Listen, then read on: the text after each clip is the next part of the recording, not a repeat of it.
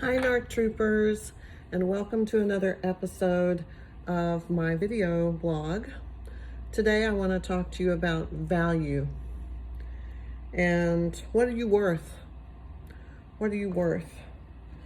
I think it's easy to see a world that assigns value to someone based on their looks or based on what they can provide, what they can give you, what you can get from them.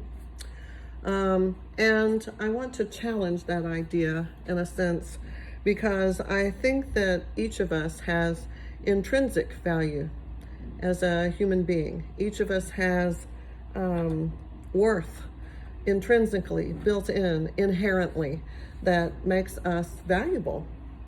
And if we measure only our worth on what we can produce or provide, that's basically essentially saying that we have no value just at our core because we exist as human beings, that we have to perform some function or do something.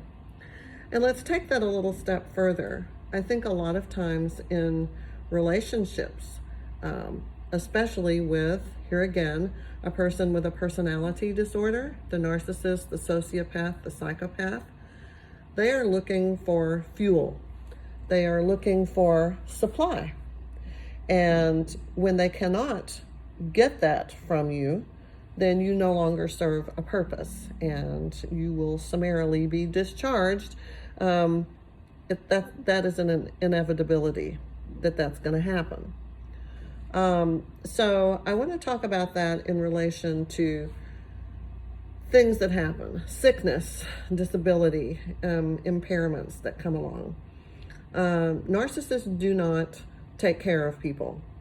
They are there to maximize benefit for themselves, to get that fuel through attention, adoration, whatever emotional, physical, or any other kind of financial support that you can provide. They're in it for the fuel. And when we talk about fuel, if you can't provide that to them, then you have no function, you have no utility, which translates to discard. That's what happens. They devalue you and then they discard you when your fuel becomes stale or impaired in some way. So I want to think about the idea that as we age, we develop things that are not allowing us maybe to perform at optimal capacity. They could be impediments. Perhaps you have developed high blood sugar, diabetes, some other health condition. For me, I have low vision, and I think it would be safe to say that through time, my vision will diminish, and through time, I may not be able to drive, might not be able to read on my cell phone and experience technology in the way that I do now without assistive devices. It will be something that will require adjustment and modification, both in the way that I interact with the world and lifestyle and all of that.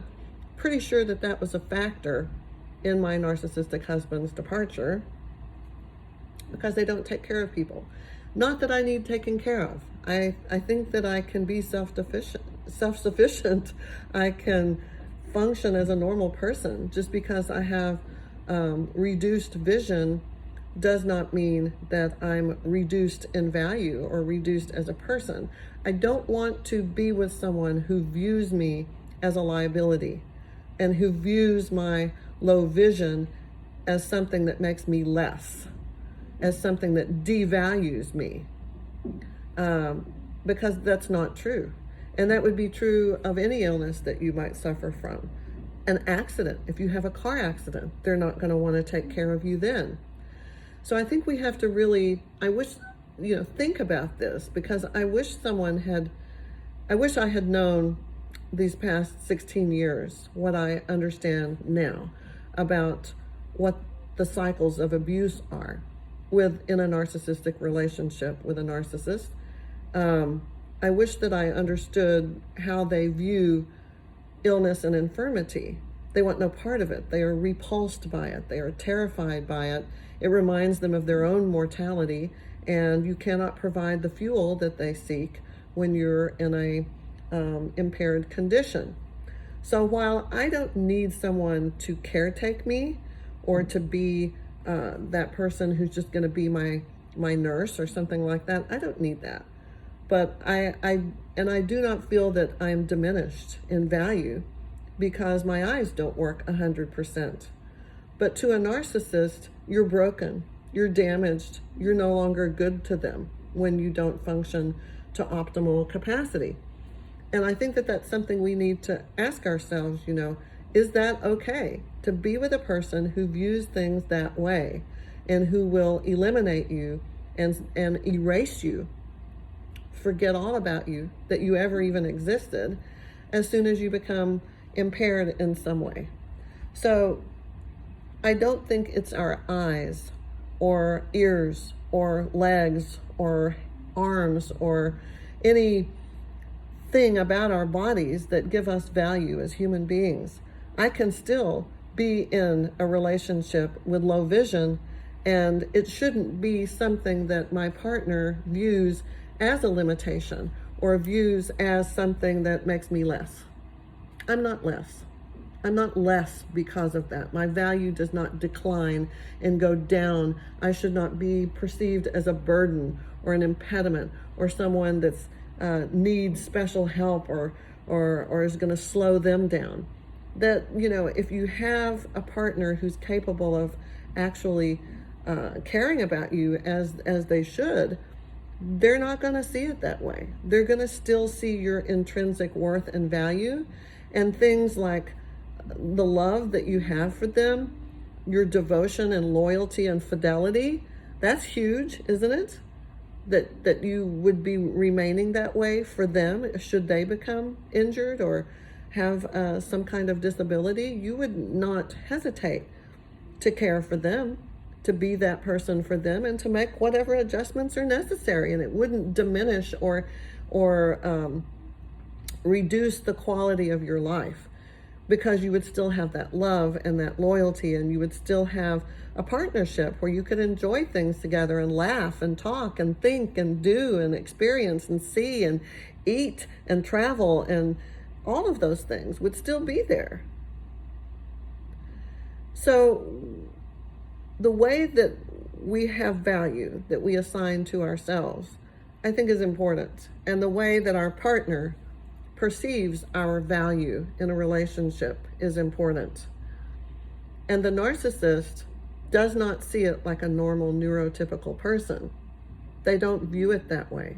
And they are incapable of caring for a person in a time of need or a person that has some kind of reduced functioning capacity.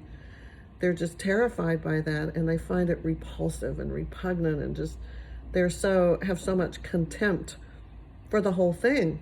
They don't want any part of it.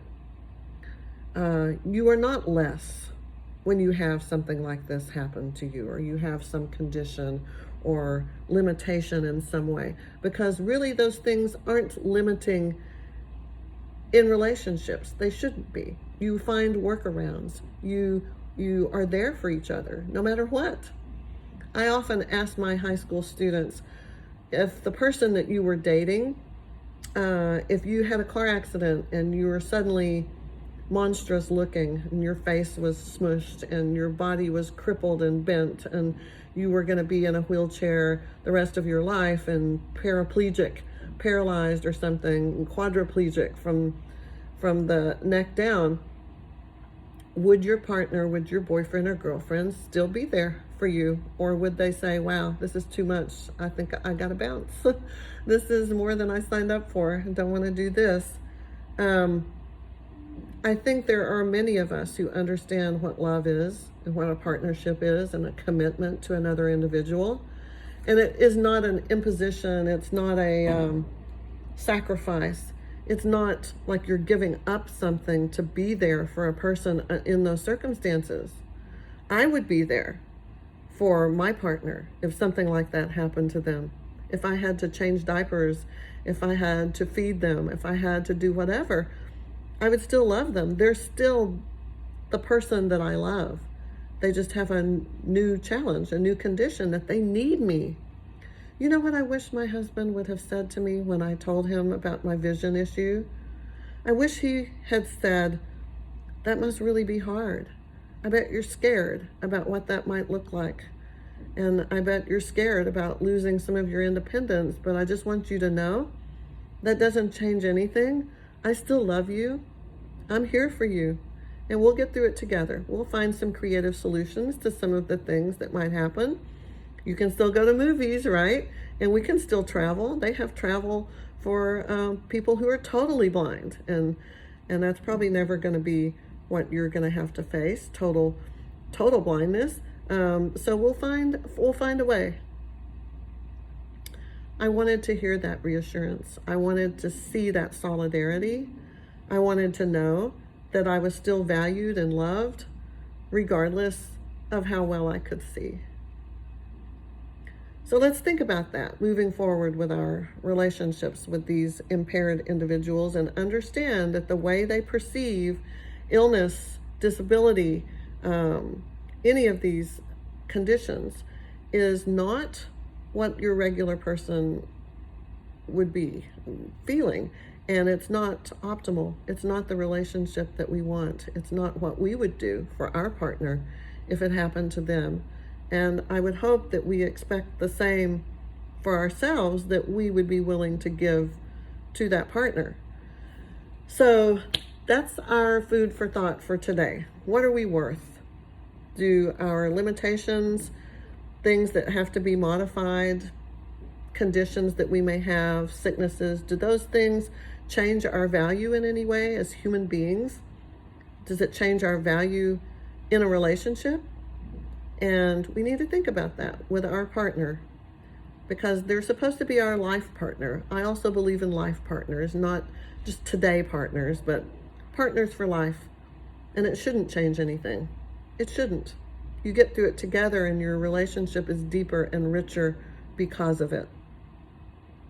So that's it for today. I will talk to you soon. If you enjoyed this talk, share it with someone, and visit me at my website for other articles, vlogs, and podcasts that you can listen to at all kinds of odd times here and there. My podcasts are on Spotify and all other kinds of platforms, Android platforms, different sites. So check it out at narctroopers.com, narctroopers.com. And I will see you soon. Have a wonderful day. Bye-bye.